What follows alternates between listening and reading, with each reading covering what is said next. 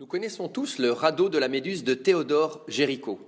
Il y a à présent le radeau de Lampedusa. C'est une des œuvres de l'artiste Jason Decker Taylor, se trouvant à 15 mètres de fond au large de l'île de Lanzarote, en Espagne.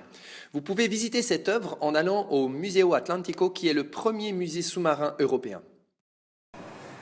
Cette œuvre met le doigt sur un des grands bouleversements de notre temps.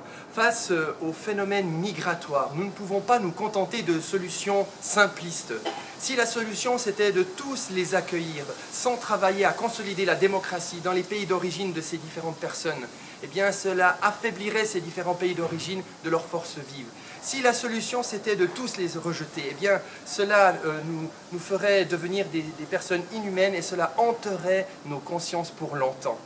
Nous voyons bien avec l'affaire de l'Aquarius que la solution n'est pas au niveau de la France uniquement. La solution, elle est au niveau de l'Europe. Et cela, ça veut dire qu'il nous faut négocier avec des gouvernements populistes, qu'ils soient hongrois, qu'ils soient polonais ou qu'ils soient italiens. Des gouvernements populistes qui ont des fois des solutions musclées. Et du coup, le problème est tellement complexe qu'il nous fait peur. L'autre nous fait peur, qu'il soit migrant ou qu'il soit populiste.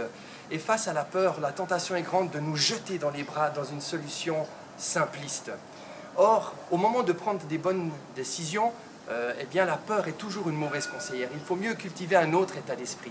Et pour ma part, cet autre état d'esprit, je la trouve dans la parabole du bon samaritain, où Jésus invite non pas à aimer notre prochain, celui qui est déjà proche de nous, qui nous ressemble, mais à aimer en tant que prochain, à devenir le prochain de l'autre, quel qu'il soit.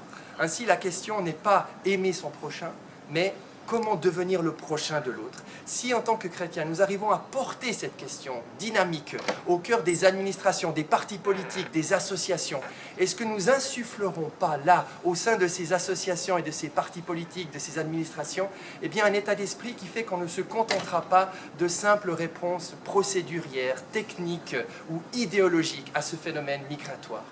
Eh bien, à ce moment-là, si nous insufflons cette dynamique au cœur de tous ces questionnements, au cœur de toutes ces logiques de peur, nous nous ouvrirons tous à l'espérance et nous choisirons la vie.